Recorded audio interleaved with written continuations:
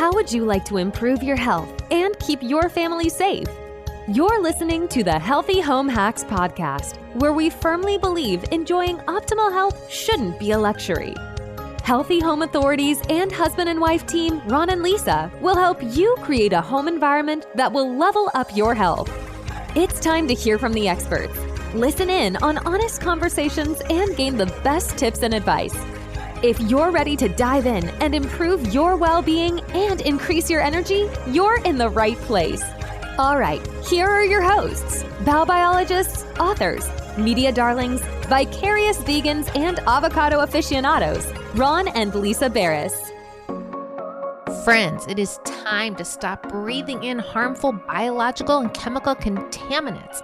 It's time to take control of your health, breathe better, and sleep more soundly. This episode of Healthy Home Hacks is brought to you by IQ Air, first in air quality. IQ Air is the top air quality technology company and has been around for over 60 years. In fact, they provide the largest global air quality platform. In addition, they're the maker of award-winning medical-grade air filtration solutions that are Swiss-made, high-performance air purifiers with something called Hyper-HEPA filtration technology. This technology removes 99.5% of airborne particles down to 0.003 microns. Guys, that's as microscopic as the smallest virus. Plus, their filters last 38% longer than ordinary filters and are individually tested and certified. In fact, it's the air purifier we personally use and trust. Whether you're looking for a portable air purifier for your home, your office, your car, a whole house filtration system that fits right into your HVAC system, or an air quality monitor for your home, they've got you covered. Visit IQ Air online at www.iqair.com to download their air quality app today and to find the ideal home air purifier for your needs. Oh, and don't forget to head to ronandlisa.com to enter for a chance to win your own IQ air quality air monitors. We stumbled across a recent article with research revealing that ingredients in the foods we eat, pollution in the air we breathe, and toxins in the goods we use on a daily basis are changing our bodies in harmful or bizarre ways and in real time. According to Trasande, an expert in children's environmental health at NYU, these are chemicals that literally make us sicker, fatter, and poor. Eek! So, of the over 40,000 chemicals in consumer use today, less than 1% has even been tested for safety, according to the EPA. So, just about anything we buy and consume, think about the plastics you buy, the food, the fragrance, soaps and personal care, the nonstick cookware, and on, have been shown to increase our exposure to harmful agents with the power to infiltrate organs and play with hormonal balance. Hi, friends, and welcome to today's episode. If you suffer from conditions such as exposure to toxins like mold, heavy metals, lead, or maybe gut health, gluten intolerance, celiac disease, eczema, psoriasis, Lyme disease, fatigue, memory loss, low libido, hair loss, weight management, insomnia, anxiety, depression, and even early onset of Alzheimer's, you don't want to miss today's show. Our guest today is Dr. Wendie Trubow, a graduate of Tufts University Medical School. And she also serves as president of the National Celiac Association. As a board-certified OBGYN, it was Dr. Wendie's wellness journey, resolving her own personal diagnosis of mold and metal toxicity, celiac disease, and a variety of other health conditions that led her to become a certified functional medicine physician who is passionate about helping women optimize their health. Dr. Wendie's signature approach for evaluating a patient's health focuses on careful consideration of 5 key areas, including physical, chemical, emotional, energetic, and spiritual health. She is co-founder and president of the 5 Journeys membership-based wellness practice in the Boston area and co-host of the 5 Journeys Live Like You Matter podcast alongside her husband, Dr. Ed Levitan. And she is the author of Dirty Girl, Ditch the Toxins, Look Great, and Feel Amazing. Dr. Wendie, welcome to the show. Woo-hoo! So great to be with the two of you. I'm so excited because your passion is my passion. So we're going to get along really well. I already know. This is going to be a long conversation. Hey, we just found out before the show too that Lisa grew up in Boston. You're in Boston. And your best friends, you don't even know it yet, but you're best friends. We're sisters somehow. We're sisters. Yeah, sister from another mister. I mean, we look alike even. We do. And I'm normally a brunette. I feel it. Yeah, you can feel it. Yeah, I feel it. So we are so excited to have you today. I'm just really personally excited to dive into some of these questions. And I know this is going to be so amazing. So stay tuned, listeners. So Dr. Wendie, can you explain the role of toxins in regards to inflammation and ultimately the development of so many of the diseases and chronic conditions that we see today? Oh, let me count the ways. Okay. Okay. Let's go back to 1989. Were either of you alive in 1989? Thank you. Oh, so nice. Yeah. At least 1 year, right? Were you? I was born in 1970.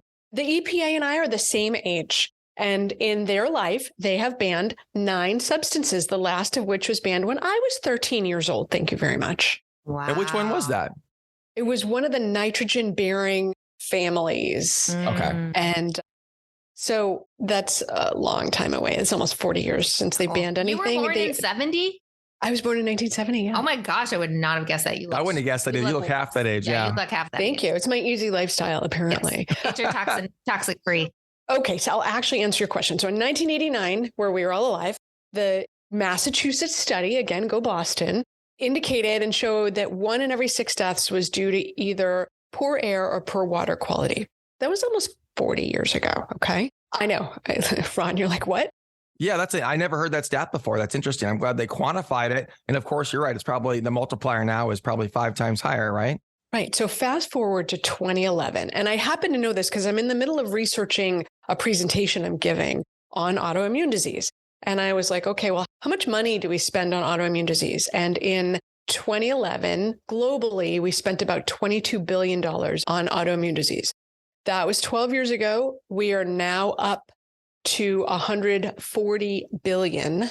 And when you talk about it making you sick and poorer, this is the impact of toxins because toxins are suspected. I mean, okay, between you and me, toxins are the root cause, but in the scientific world, they're suspected to be implicated. Yes. Well, I think it was Gloria Steinem that said, genetics load the gun and environment pulls the trigger. Have you heard that? Totally.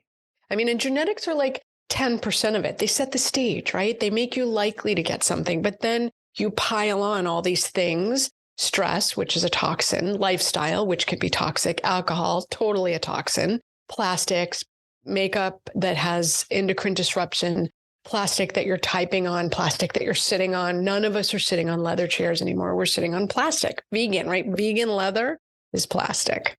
So, right? Think about it like, we're torn on that one because we're vegan. So I we're got torn, some vegan leather purses sent to me and I was like, oh, this is so great. And someone said, what is vegan leather? And I was like, I guess they don't harm the animals. Like I hadn't really thought of it. And then I looked it up. I'm like, no, it's actually plastic. Okay. So yeah, it's not helping you. It's helping the animal. It's not helping the planet either. But the animal didn't lose its life for the bag. The animal lost its life for the meat. And then they're making use of all the pieces. But if you're not going to eat meat, then you don't want to use leather. But the vegan leather is no better for you. Yeah. So basically when you greenwashing, right? It's totally greenwashing. Yeah. So when you take a step back and you go, oh man, it's everywhere. And it's making us sicker with this explosion of autoimmune disease. It's making us fatter with an explosion of type 2 diabetes in particular, along with cardiovascular disease, cardiometabolic disease, prediabetes. All of these are toxins related. Wendie, can you explain how we become fatter from this experience? Yes. Why do we become fatter? Horrifying. Okay. So you have this amazing detox system that I'm happy to talk about. It's like one of my favorite things to talk about. And every time I talk about it, my kids are like, oh my God, you're doing it again. Do you clear out a room pretty quick? Seriously. So I have 4 kids and the younger ones still think it's cool. The older ones are like, oh my God, we're talking about this. Here she goes. Oh no. And their friends are like, wait, what's happening in there?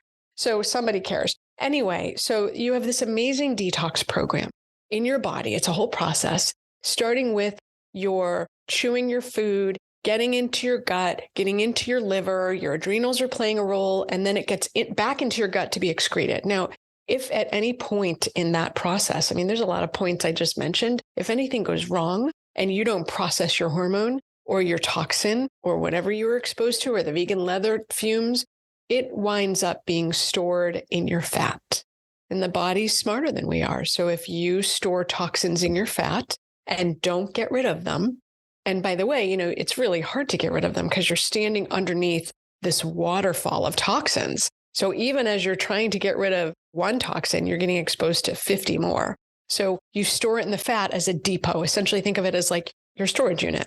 Yeah. And you can't get rid of fat until you get rid of the toxin in the fat.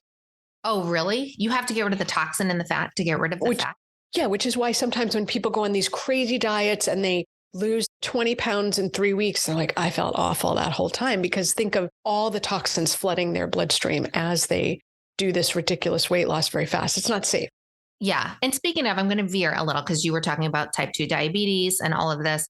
Have you heard of that drug that is like all the rage now? Ozempic, yes. I think it's called. Yes, we use semaglutide in our practice, which is the peptide version. Is it safe? Because people are using that for weight loss that aren't diabetic, right? Yeah. So it's so funny you talk about this because we went to the peptides conference and we were with the guy who does all this work. And I said to him, okay, I don't understand. Like, why are we starting people on weight loss medication before we've detoxed them? It doesn't make sense in my brain. And what he said to me is sometimes people are desperate and they've tried everything to lose weight and they're at the end of their rope. So I'm going to get them started and I'm going to start detoxing them along the way so that they can lose the weight and lose the toxins so they don't get sick. There's often some cushion for people of ability to lose some weight before the toxins start really getting released. I see. Okay. So under a doctor's supervision. But what do you think about people who just are taking it for weight loss? That's safe. It is fine. It is safe. It is. Yeah. Okay. As long as you don't go below an ideal body weight. If you're 5'8" and you wanted to be 100 pounds, that's not safe. That's not a safe, healthy weight. But if you're losing weight, your body will self-regulate. It is safe. It is safe. There's no strange, bizarre side effects that we know of from that drug. Ask me in 20 years, right? Like, exactly. Not that we know of. We don't know, right? Because it's a new drug, right? It's new. Okay. To be continued. Oh my gosh. Well, in regards to weight loss too, it's especially hard for at a certain age to lose weight. What is that called when we hit that age? And why does this happen to us? I'm guessing it's an accumulation of chemicals in our body. It's called menopause. I was going to say, it's called frustrating. It's called frustration. Are you talking about me, Ron? Oh, geez. I was just staring at the screen. I didn't mean to look at you directly. No, I'm joking. But honestly, I hope he wasn't looking at me. I can only look at both of you. So I'm going to turn off my screen now so I don't look at any of you. There you go. Right. So, I mean, think about as you progress through life, you get exposed to tons of toxins that creates a pull or a drag on the system. And it's happening at a time that you're getting less resilient in general. The older you get less elastic, less resilient, less able to bounce back from insults. So think about, especially at perimenopause, when your hormones are all over the place, your adrenals are all over the place, you're going through, if you've had children, often those children are transitioning in their life to another point, which is stressful. This is often a point where I'll speak to women. Women ask themselves the question, okay, as I transition, what's going to be my legacy? Why am I here? Am I in the right marriage? Am I in the right job? What's my legacy? What's my purpose in life? This is, I call it the fifth stage. This is normal. You should go through this. It's like between 40 and 65 to figure out like what's next. However, it can be stressful if you wake up and go, whoa, I'm in the wrong job, or I'm really not in the right marriage, or I got to get out of here. Or I need to move. Like something happens, right? So there's all these things that you start to pile on, and then maybe you get sick. We've been in a global pandemic, so maybe you get sick and that acts as a trigger. Or maybe you change how you're eating, or you have a car accident, something happens, and you get a lot less resilient, a lot faster. That speeds up the process of decline because you have all these exposures, you have this lack of resilience, you have a trigger. Maybe you have some genetic predisposition. Maybe you're not eating as well because you're stressed, and it all piles on. Sounds like a fun era. If you haven't hit that, sign me up. Yeah. Look what you give me some perimenopause with a side of cranky, please. Right? No wonder men ease up on the women. Right. Well, don't men go through the same thing in a way differently, though? Don't they? Menopause. Menopause. Is that true? Is that a real term? Menopause. It's not. I just play with that. I think it's men go through similar things where they're, especially if they've gained weight. Think about, so when you've gained weight, your circulating testosterone gets converted into estrogen by your fat cells. So men, especially men who carry like the weight in their gut, it's estrogenizing, meaning they can grow breasts, they can have a lowered sex drive, they can have difficulty with performance, like having an erection. So that's one reason, one argument for get to a healthy weight, especially because the fat in our midsection is super inflammatory. So not only is it making issues for men around hormone balance, It's also very inflammatory and a risk factor for cardiovascular disease, type 2 diabetes. Oh, wow. It's so common. Someone had a meme of a little pug when he was like leaning up against a wall, and they were like, this is every male after age 30, because it's like the belly and the little dad skinny bod. legs. What? The dad bod. Dad bod. And so what can men and women do to avoid that weight gain around the middle? I mean, is it just a case of detoxing and working out? I mean, that sounds so pejorative, right? Just detox and work out and you'll be fine. So, but that's not the case for a lot of people. I mean, when I went through my own hot toxic mess issue, I was like, I haven't changed my diet. I haven't drunk alcohol in like 17 years. I don't drink alcohol. So it wasn't that, but I had a lead exposure ultimately. So I had a lead exposure on top of having lead. And that was like the crossing the line in the sand that I couldn't come back from. But so it's not, certainly eating right and exercising set the stage for health. But if you're really being exposed to a lot of toxins, what you want to start to look at is how can you peel away all of these toxins you're getting exposed to through your food, your beauty products, your environment, your furniture, what you're sleeping on, the air fresheners. I know you have a thing about air fresheners on your site. Like, these are real. And so you start to peel it off. That stops filling the pump. And then you have to start peeling out whatever you've stored in your toxins with things that help the liver. So glutathione and acetylcysteine, alpha lipoic acid, detox, and more detox, cruciferous vegetables, B vitamins, sauna, hyperbaric oxygen, IVs. Like, there's a million things you can do. Sweating. That's all. Sweating is great. That's it. We don't sweat. Yeah, that's it. Just a little bit. Yeah. It's interesting because we have become so sedentary in our lifestyles. And I was saying to Ron, think how different it was. Like, you used to actually get up to turn the TV. People are sitting at their desks all day. Then they're driving in their cars and they're sleeping in their bed. They're really in a sitting position most of the time, right? Eating, sitting down, unless you're in like a service type job where you're on your feet. But the majority of people you have to actually take that extra effort now to make sure you're getting that exercise. Whereas before it was just part of life, right? And I wanted to ask you about something, obesogens, because we've written about this a bit, and the particular chemicals that are in these things that you're talking about that are linked to us holding and storing weight. Can you touch on that a little? Are you familiar with that? I can. I mean, it's a massive topic, Lisa. So when you think about it, people are like, what's an endocrine disruptor? Okay, well, it's like 1,000 chemicals. And I think what you said at the beginning about less than one, it's not even less than 1%. It's like less than a fraction of 1% have really been tested.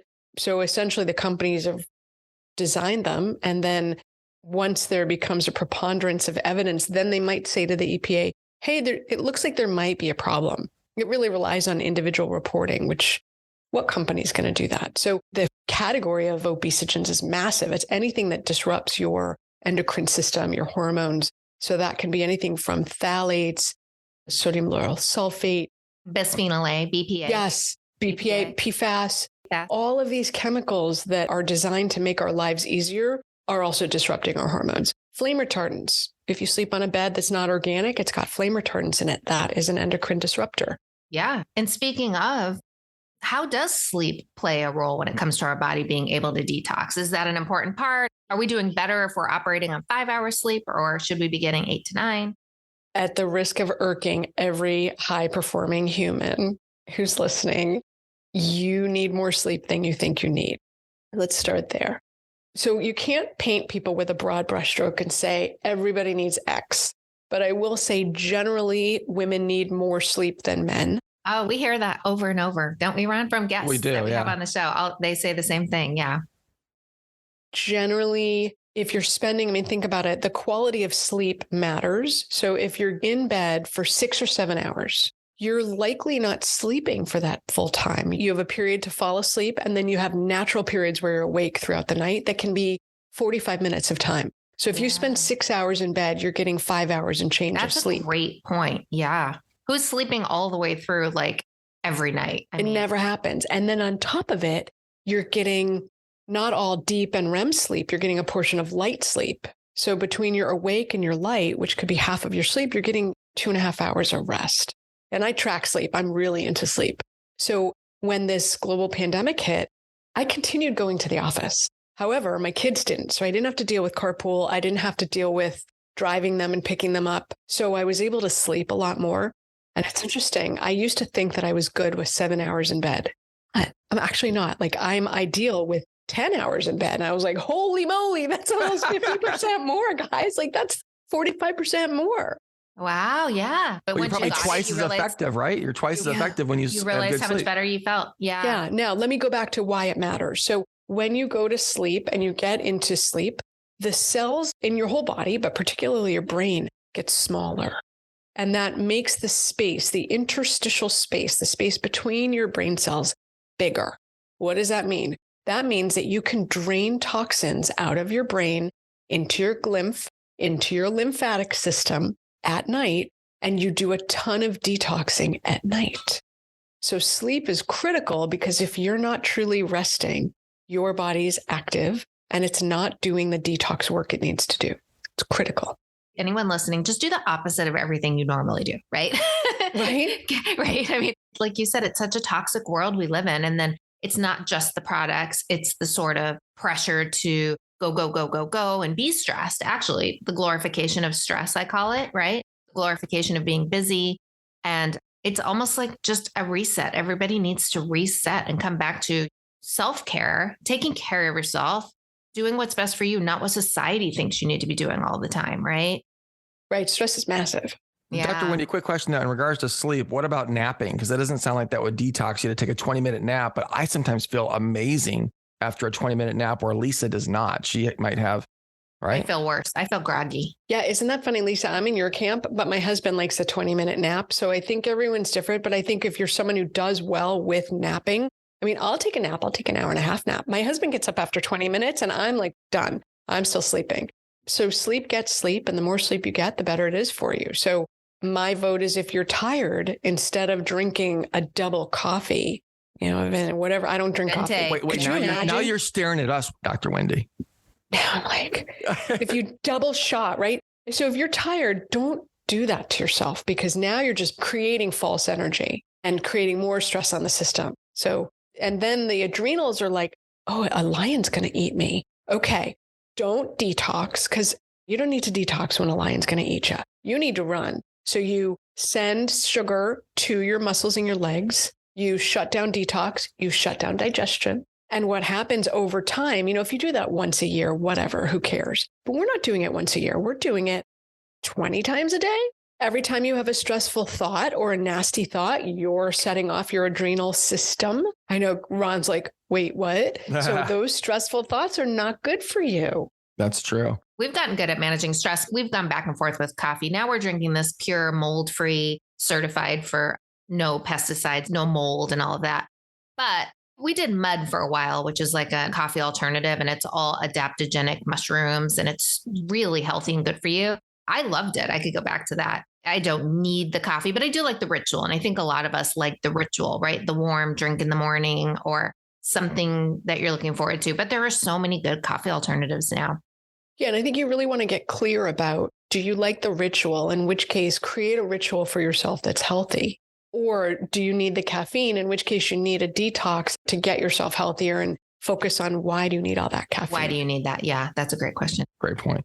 Okay, so switching gears here. Dr. Wendie, how can we lower our risk of being exposed to toxic ingredients in our beauty and cleaning products? And what type of ingredients should we try to avoid? I was so psyched before I heard the beauty and clean, and I was like, does this include toxic people too? Yes, let's throw it in there. So if you have toxic people, get rid of them. You don't need them. And that includes if they're part of your family and they're toxic for you and they're not, like, you're the best, you're going to have this, you've got it, I trust you, you're amazing. If that's not what you're hearing from the people in your life, it's time to ditch them. Thank you for saying that. It's so, so, so important. And as people pleasers listening, and I was that way, we have it the hardest, right? We're like, but 20 years ago, that person did something nice for me, you know, we'll justify, or because they're a relative, or because you've had a history with the person. And when you do that, because it sounds like you have, Wendie, I have too. When you go through that process, you feel so much lighter, right? You get a lot of energy, and then you attract the people that you really want into your life. So it makes that energetic space. My favorite thing to say is, that doesn't work for me.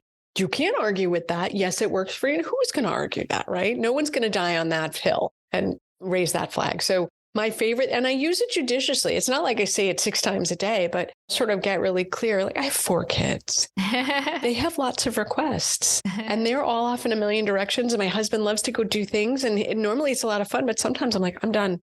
And they'll be like, come on. I'm like, no, that doesn't work for me. Yeah. That's great.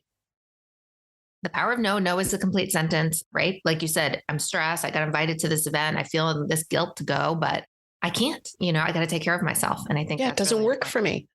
All right. So going back to the beauty product question. Sorry, Ron, I didn't mean to ignore your question. Oh yeah. I'm really focused on beauty. So if you can help me, Dr. Wendie, that'd be great. I know you got the no makeup look going. So. Thank you. Got the El Natural. El Natural for sure. I tried that no makeup thing and it took longer than just putting on my face. And I was like, forget, I'm just going to do the makeup. Like it didn't look better. I mean, it was good traveling, but okay, no.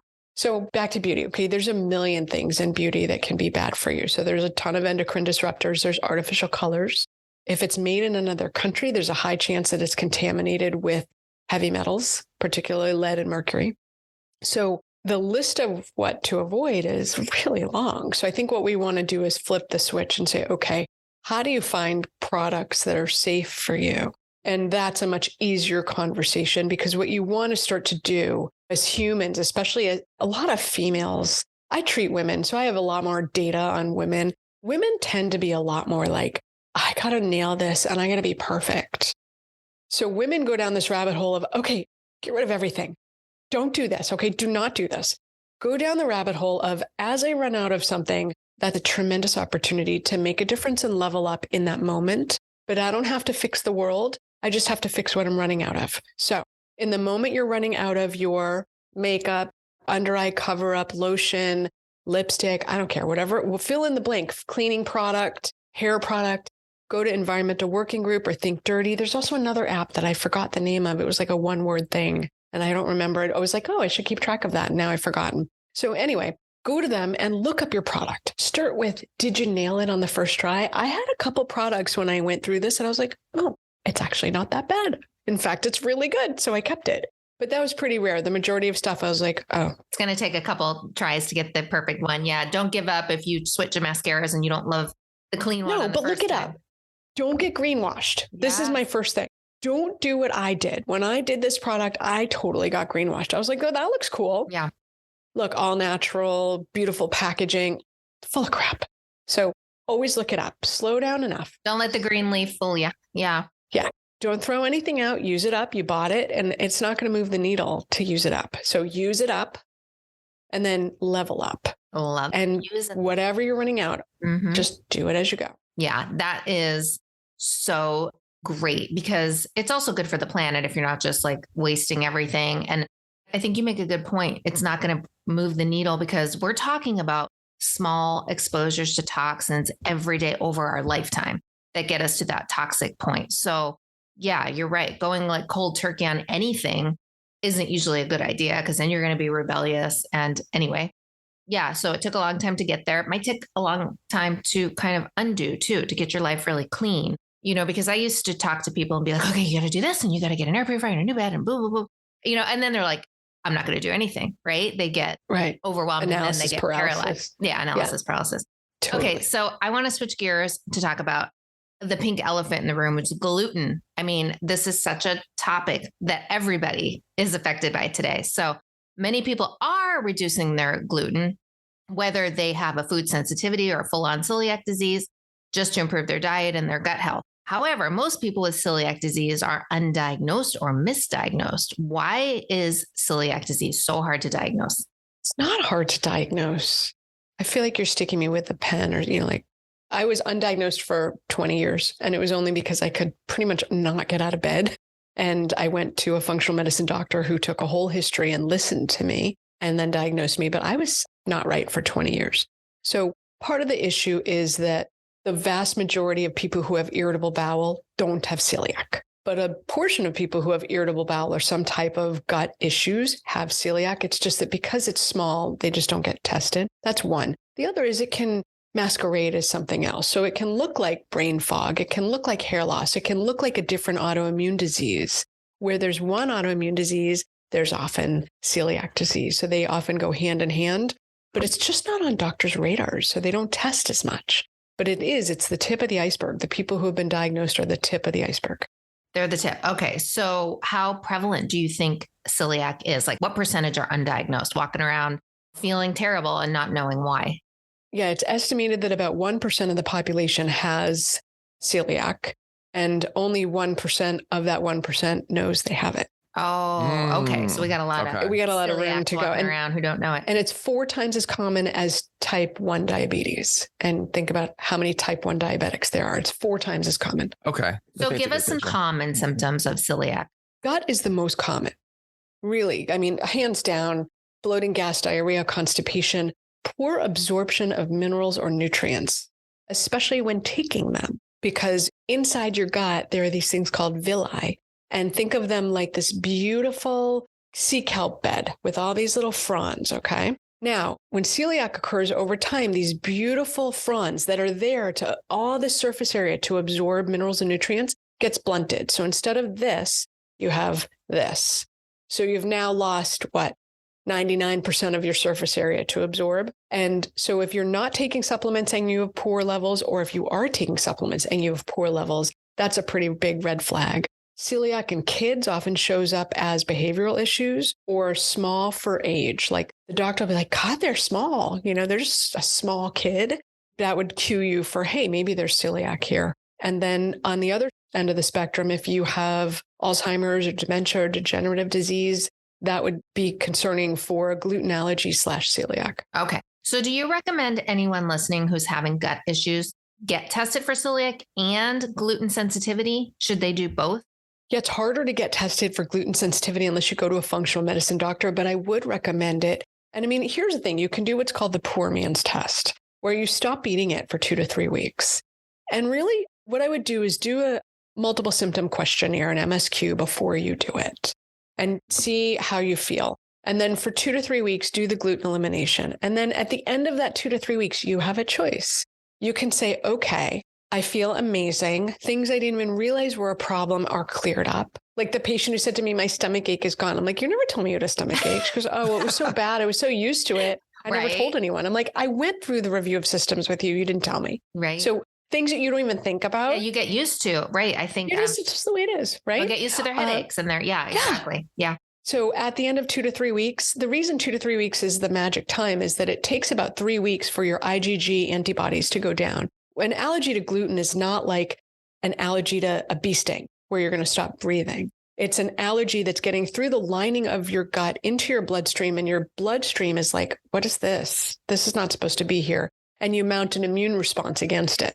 So it's a different type of allergy than I'm going to stop breathing if I eat that. You're not going to stop breathing. You're just going to feel horrible. So it takes 21 days for those antibodies to really decrease. So somewhere between 2 and 3 weeks is a good time to test or challenge if you're going to, because your antibodies are on their way down. And if you test at that point, you can trigger it pretty quickly. Oh, gotcha. Okay. And we're talking, are these tests expensive? Are they out of pocket or are they covered by insurance? Yes to both. So it depends where you go, right? It could be expensive if you go to a provider who doesn't accept insurance and then you do cash pay for. Some of the tests are not covered by insurance for sensitivity. That's you can do pretty straight ones. Like I think they range like $75 to $100, or you could do a full sensitivity. Like, what do I have? And that's like $240 for all the foods, right? Okay. And then the blood testing for celiac should be covered by insurance. Okay. Can't guarantee it, but it should be. Should be. Okay. So that's good, guys. And gluten, people get really freaked out when they think they might have to give up gluten. But I mean, I find there's so much gluten-free options now that it is, I know it sneaks in things, but it's really, we're talking bread and pastas and right. I mean, it's not like you have to give up everything that you love, right? No, what you need to do is figure out what's making you sick. If you don't feel freaking amazing, then there's something going on. And because you eat every day, multiple times a day, the odds are good that food's playing a role in that. The goal is figure out whether there's a food, and the top ones, gluten, dairy, sugar, right? Like those are the massive ones. Maybe it's corn, but it's unlikely you've gotten to this stage of life and don't know you have a corn sensitivity, right? But gluten is so pervasive that it's easy to miss. Excellent. Hey, Dr. Wendie, one quick question before we go. Inflation continues to heavily impact us, especially at the grocery store, right? What healthy food choices are worth the expense, and where is it okay to save a few bucks? I love this question. Okay, Ron. So Environmental Working Group, Dirty Dozen, Clean 15. It gets updated every year. So the Dirty Dozen are those 12 foods that you want to eat organic.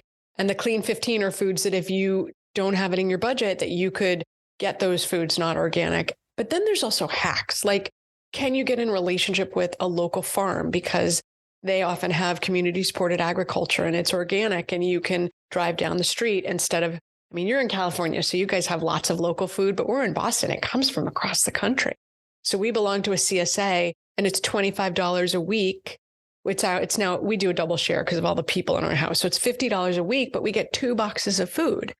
So that's amazing. You can also sign up for something called Misfits, which gives you organic but ugly food.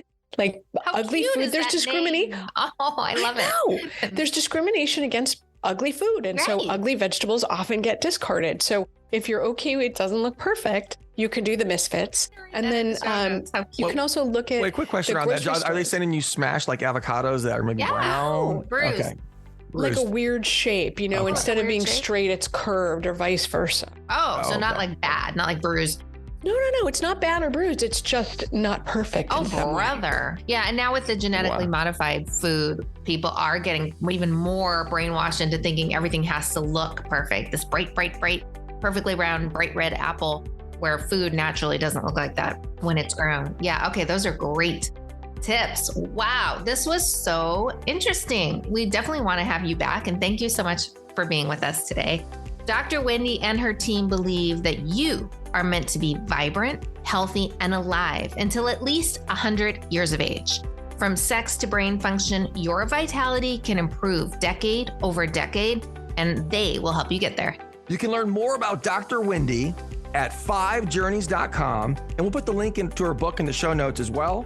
And to get all the details, go to ronandlisa.com/podcast. Stay tuned for the next episode. Get ready to up-level your health. See you then. Bye. Bye.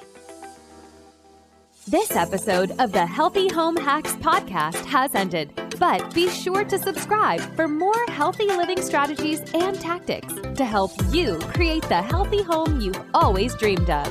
And don't forget to rate and review so we can continue to bring you the best content. See you on the next episode.